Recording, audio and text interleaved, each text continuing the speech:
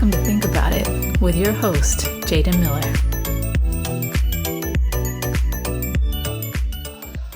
Good evening, and thank you for joining me on Think About It with Jaden Miller. I'm your host, Jaden Miller. I'm glad to have you all join me again for another edition of Think About It with Jaden Miller. Hey, listen, I appreciate you guys listening in and watching me on YouTube. Please continue to like, share, and subscribe on my YouTube channel. It's called Think About It with Jaden Miller. Also, if you could continue to listen and share and follow, and please comment on your favorite podcast platform. I drop new episodes every Wednesday and Sunday. And again, I thank you all for joining me. I'm going to talk about something a little different today. I'm going to talk about math. Okay. Now, that might be kind of a different topic, a different subject for a podcast, but I'm going to talk about math a little bit because math has been one of those subjects that I have tried to avoid the majority of my life. Never really cared for math for whatever reason. I always thought math was extremely difficult. Always thought that as long as I could add and subtract, divide and multiply, that I would be okay. I might be able to use fractions here and there, and maybe use percentages a little bit here and there, and decimal points as well, as long as I put them in the right places. But I always thought math was that real difficult subject. I've always been more of a sociology or government or economics kind of person. And I know you need economics and math, but it's a little bit different. All right. But I'm here today to talk to you a little bit about why math is important in everyday life. So if you have children out there, or if you are a college student, or if you're like me, just an everyday working person, math is important in everyday life. Let me talk about students. For many students, including myself, math was and is a difficult subject to thoroughly comprehend. In mathematics, there is one correct answer for any given equation, and when students are unable to reach the conclusion, it can be a discouraging feeling. And I know that's happened to me many times when I took a geometry class or when I took an algebra class. Math is more important to our everyday lives than just being able to solve X. It helps us with real world problem solving, helps our brains process information faster, and it helps us develop critical thinking skills. And, as a teacher and now as an administrator in a school system, developing critical thinking skills is extremely important. Math can help us. And I'll start with critical thinking. Critical thinking is a skill that helps us make informed and educated decisions without being influenced by outside bias or other distractions. All right. So when we do math, we have to understand that math is not political. Okay. Math is not a Democrat. Math is not Republican. Math is not independent. Okay. Taking into consideration all components of a problem, dispelling any notion that would be invaluable to reaching a conclusion, and making reasonable assessments about how to reach your final outcome will help you make smart life choices. That's why math is really important. And so again, I was one of those individuals that avoided math for quite some time. All right. And in my professional life, I find that I still need to use math. Although you may never need to find out the square root of 81 in your future, understanding how to solve a problem by using all the information that is provided to form a clear and concise conclusion is beneficial to you when making other life decisions. Math is important because in life, we need critical thinking skills when we decide that we're going to buy a house. And that'll kind of segue into my next thing about math. It helps with financial decisions. But when you want to buy a house, okay, when you want to buy a car, or if you're deciding between one product or another product, and you're looking at the prices, all right, then you're talking about math, all right? So let's talk about financial decisions. Math helps with financial decisions, all right? Math will help you make sound monetary decisions. I want you to think about this for a little bit, thinking about it with me, Jaden Miller. Is math important to you? All right. Why is it important? Have you or are you like me and you've avoided math for so many years because it's just too difficult? That problem solving just has got you. Well, I'm here to tell you today that math is extremely important. There will come a point when you have to make a small financial choices, whether it be determining what a sales tax is or how much to tip a waiter, and large financial decisions. And this goes back to what I was saying about a house, applying for a mortgage, budgeting household expenses, all right? Those are the larger decisions that you will make, those larger financial decisions that math will help you. So having a fundamental understanding of how money works, how to manage your money, and calculating risk versus reward will all be beneficial for your future. Well, here's something else. Math will become a part of your future profession. Do you think so? If you're just getting into your career or if you're still a student, will math be a part of your future profession? Well, you may not even consider a career involving anything to do with numbers, but math will follow you as you make a name for yourself in the future. For example, individuals that work in retail stores may be responsible for cash, which utilizes fundamental arithmetic. Those that choose a future in construction may require an understanding of trigonometric functions, and those that pursue a career in healthcare will have to know how to calculate dosages of medication and measure body mass indexes, etc. All right. See, so even if you go into these careers, construction, or you work in a retail store, or you work in a medical field, you have got to know even the basics of math. All right. So when we talk about it'll become part of your future profession, you will have to know the basic understanding of time management to calculate what time you need to leave your house, for example, to make it to work on time, as well as how long certain tasks take so that you can complete all your duties on time. It takes me 6 minutes to get to work, all right? So I need to have certain calculations in order to determine that, all right? And then math strengthens your brain, all right? It really truly does, because it really gets you to thinking. It really gets you into problem solving, all right? And then what it will do is it will help you step out of your comfort zone, all right? So this is what I mean about it strengthens your brain. It may make you uncomfortable at first. For example, I remember as a kid having to go to the board and solve problems and getting them wrong, okay? All right, so it will make you uncomfortable at first, but once you comprehend a concept, it can help improve your self-confidence and supply you with the courage that you need to accept the mistakes you've made.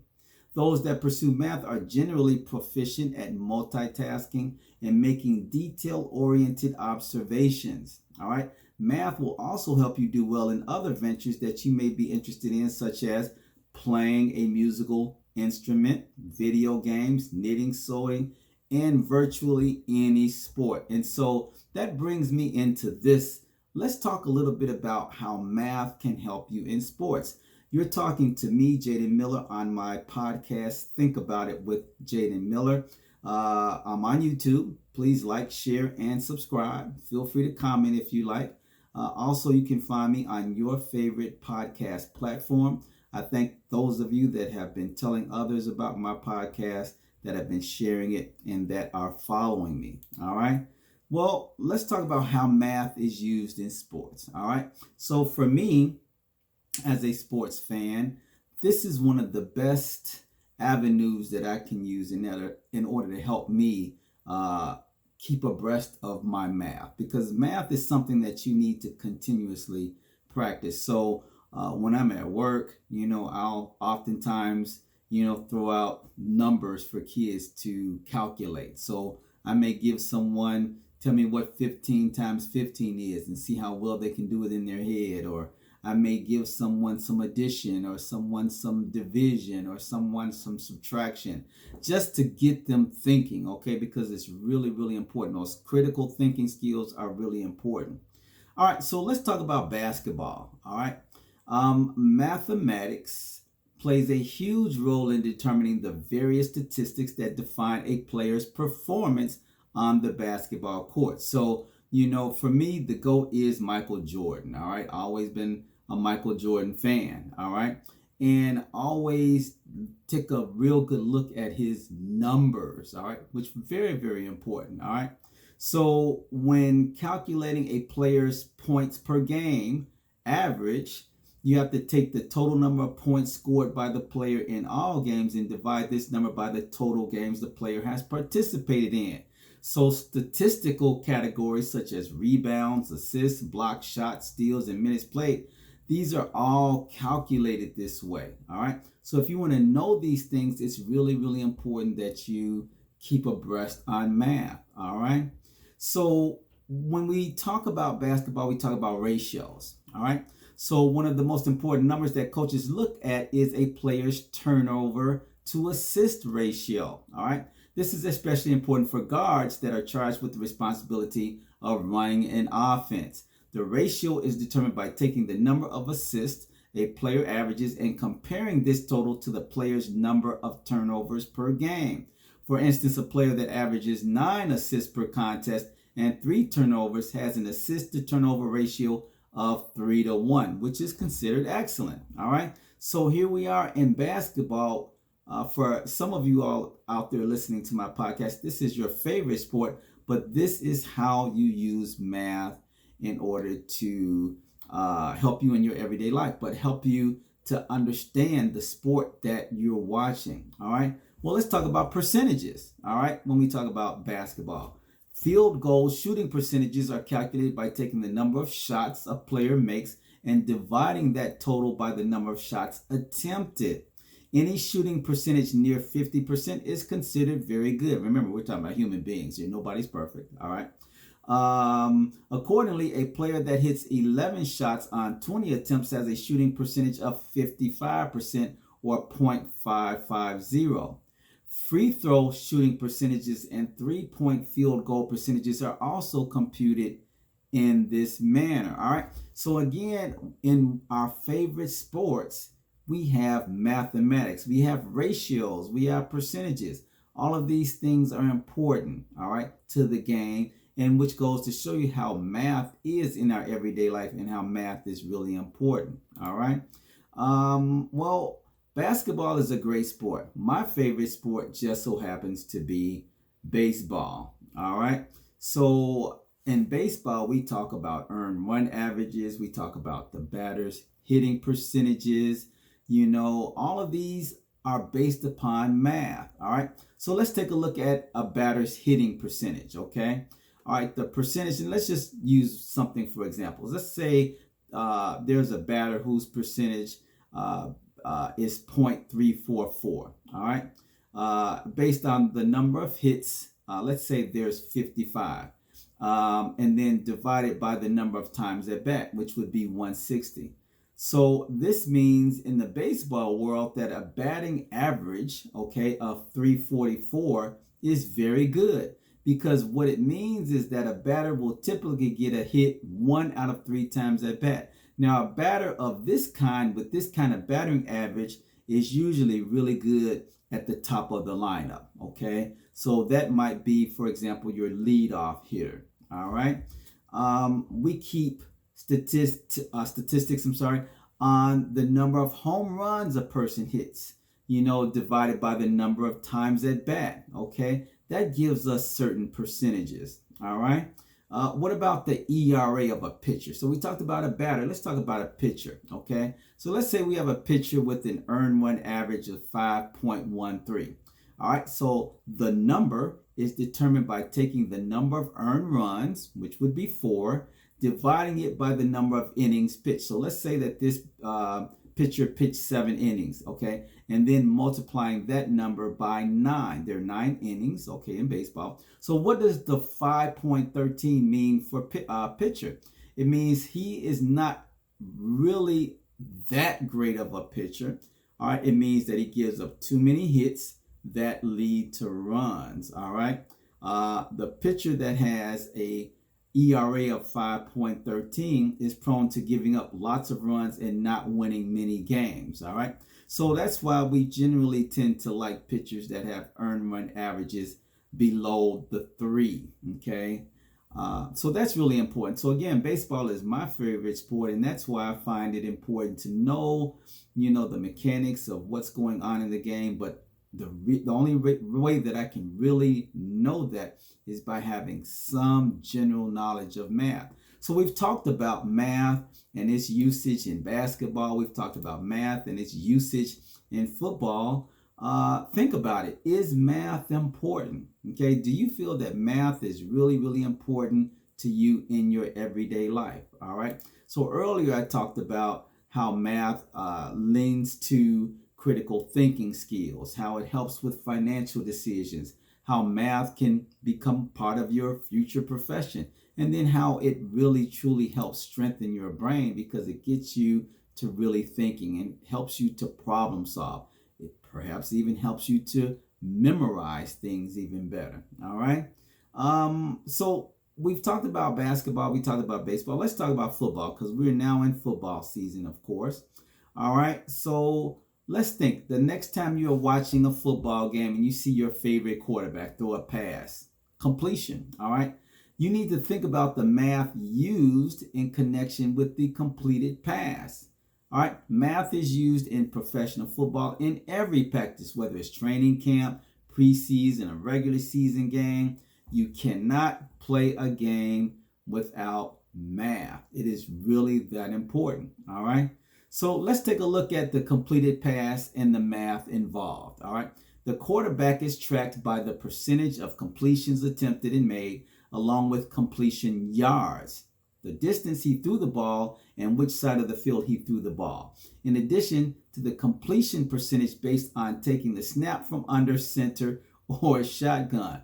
All right, all these numbers are used to develop a mathematical model of the quarterback for statistical comparison with other quarterbacks. I mean, it's just that amount of numbers, that amount of math helps, determine whether or not a team will win. It helps to determine whether or not that quarterback is doing well this day or this Sunday or not doing so well. So all of these things are very, very, very important. All right. Let's talk about the receiver. The receiver who caught the pass is judged on the number of passes thrown to him and the number of catches. He is also judged on the number of yards he gains after the catch and areas that he catches the passes. Just like the quarterback, these numbers are all used to develop a mathematical model of the receiver for statistical comparisons with other receivers. All right. So if you consider yourself not a math person like me for many, many years, all right, that math is just not that important to you, that math is not something that you're going to be using in your everyday life, I'm just here to tell you you're wrong. All right. So what can we do? We can start embracing math. All right. So what I like to do is I like to talk about a 5-step approach to dealing with problems. All right. Especially when it comes to math. All right. So this 5-step process is very, very simple. When it comes to math, we know that we have a problem. So we need to identify the problem. All right. The problem is that we feel as though math is not our subject. It seems difficult. That's the problem. All right. So then what we need to do is we need to analyze the problem. So we've identified it. Let's analyze it. Maybe we should look at it from several different points. All right. Do we hate math because our parents hated math? Do we hate math because we think it's too hard? Do we hate math because we just don't have the time and energy to put into it? So we need to analyze these things, okay? Why? Why is it this way, okay? Why did it come to this? Why is it that this is that one subject that causes people to just turn away? All right. So we need to analyze that. All right. Now, once we've analyzed why this problem exists, all right, then what we need to do is we need to come up with some strategies, all right, to help us overcome the problem. The problem is we don't like math. So we need to come up with some strategies. What are some strategies? All right. So number one, all right, what we can do is we can get with someone that is very good in math. All right. That person can help show us where we're going wrong, what we're doing wrong. But then also that person can help us to build more confidence. All right. It's okay to get it wrong. All right. The key is once we know what we've got wrong, to take the steps to make it right. All right. So if we're trying to solve an equation and we need to make sure that we add on one side and add on another side, or we need to make sure we follow the PEMDAS model, okay, and that, we need to multiply here and divide there. All right. Well, these are some strategies that tutor is going to help us with, or that person that is really, really good in math can help us with. All right, other strategies might be just to sit down and take our time. All right. If you're at home and you're studying, then you've got time to go on the internet and help you to find information on your math subject, what strategies or tactics you use to become better. Also, it just involves time management. It means taking some time to really get to know it. It's just like playing a sport or playing a musical instrument. All right, it takes time. It's not something that you can learn overnight. All right, so those are just some things. The other one is to get it out of your mind that you hate math. All right, sometimes it just takes us turning our negative energy in a different direction and seeing things in a positive light. All right. So if I've always thought that I hate math, well, then that's a self-fulfilling prophecy. I'm always going to feel that way. But if I can start having a positive mind and looking at math differently, then perhaps I'll become better at it. All right. So now we've talked about these 5 steps to how to deal with math, our math problem. So we identify the problem. Okay. We analyze the problem. We come up with some strategies, all right, to help us to deal with the problem. And then the 4th step is to do it. All right. So we've identified some strategies. I need to get with a tutor or someone that's really good in math. All right. I need to change the way that I look at math. I need to put more time and effort into it. So now that we've identified these strategies, we need to simply do them. Okay. All of us, it's so easy to talk about, well, I'm going to do this and I'm going to do that. You know what? But don't be a talker, be a doer. All right. So if math is a problem for you, then it's time to start doing it. All right. And then the last step is this.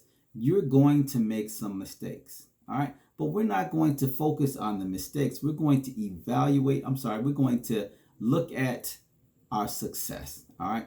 We're going to evaluate and acknowledge our success. All right. So yeah, we know along the lines there's going to be a few mistakes. That happens in math. All right. But the key is that when we start getting these equations and when we start becoming more and more proficient, all right, whether it be multiplication, whether it be subtraction or addition or division, whether it be dealing with fractions or percentages or ratios, okay, all of these different things. Once we start to become more proficient in it, we need to acknowledge that we are now starting to do much better in a subject that we deem to be difficult. All right. So anyway, I want you all to think about it. Think about whether or not your mindset can be changed when it comes to that difficult subject of math. All right. Listen, I appreciate you guys listening to my podcast today. Don't forget to like, share, and subscribe on YouTube. All right. And of course, follow me. Please continue to follow me, like, share, tell other people about my podcast on your favorite podcast platform. This is Jaden Miller. I drop new episodes every Wednesday and Sunday. Continue to listen to me. I appreciate you guys. Thank you again. Have a wonderful day. Thank you for listening to Think About It with Jaden Miller. Don't forget to like and subscribe to his YouTube channel and like and follow on your favorite podcast platform.